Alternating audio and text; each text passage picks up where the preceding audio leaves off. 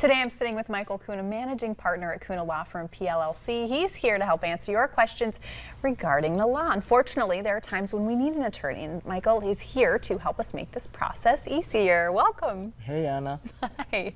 So you, as the viewer, are able to submit questions that you would like to have answered. And if you have questions on creating a will or estate, questions on criminal law, Michael Kuna is our Ask an Attorney expert.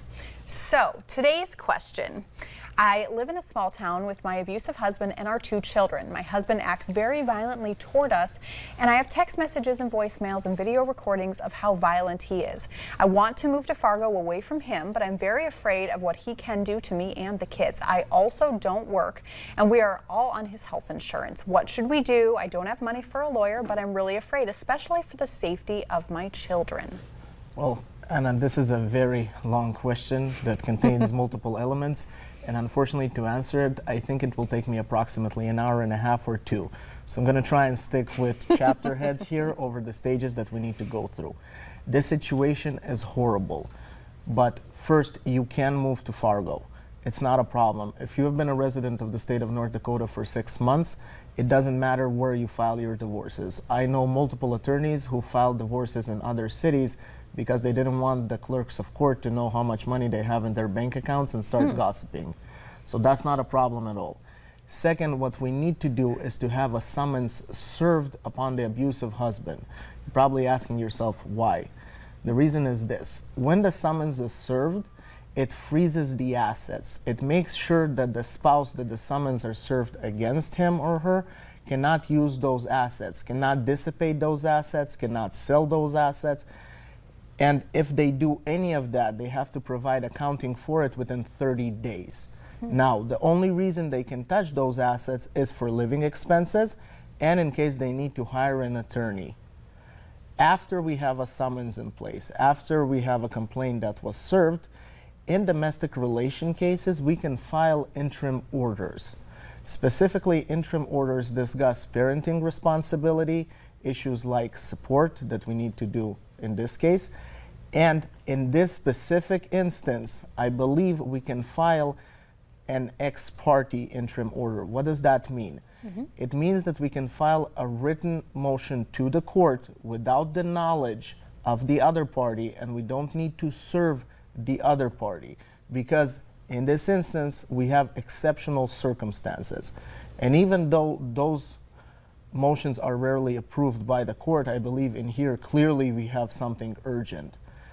Once we file it, we can ask for the parenting rights and responsibilities to be decided towards the victim so that she can have both physical custody, meaning that the kids can live with her, and decision-making custody, meaning legal custody over the children. Once we have that in place, we can also ask for support. In order to do that, we will need to use those evidence as exhibits attached to an affidavit that we will file with the court. We will have a hearing scheduled by the court within 30 days by law.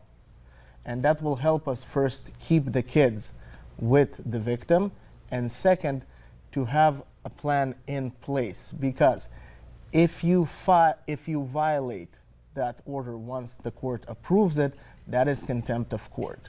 Now, separate of that, we have to do another step to solidify our position. We also need to file a domestic violence protection order. And the reason we need to do it is because clearly in this situation, a victim is being abused repeatedly by her spouse. Once we file it, domestic violence protection orders can actually give child custody, can actually decide on spousal support, and can actually decide upon child support. More than that, domestic violence protection orders can most definitely make sure that the person does not have firearms by the judge ordering the person to surrender their firearms to law enforcement. Now, if anybody violates a domestic violence protection order, the first violation is a misdemeanor A, and the second violation is a misdemeanor B. Now, last but not first, we need to go to law enforcement, and we need to do it right away. I have a lot of experience with domestic violence victims, and they practically never go and inform law enforcement. And I spent hours upon hours of my life trying to convince them to go there. And I always tell my clients, I will go there with you, I will be there with you, but you have to inform law enforcement. And a lot of times when we go there, we end up fighting it because the abuser claims it's part of a divorce case. But in this case, where we do have evidence and proof that it happened, it will be much easier to file the complaint with law enforcement. Wow, thank you so much, Michael. And if you have a question that you want to ask an attorney, go to our website, valleynewslive.com. You can click on Ask an Attorney and be able to email a question in, and then hopefully Michael will be able to answer it.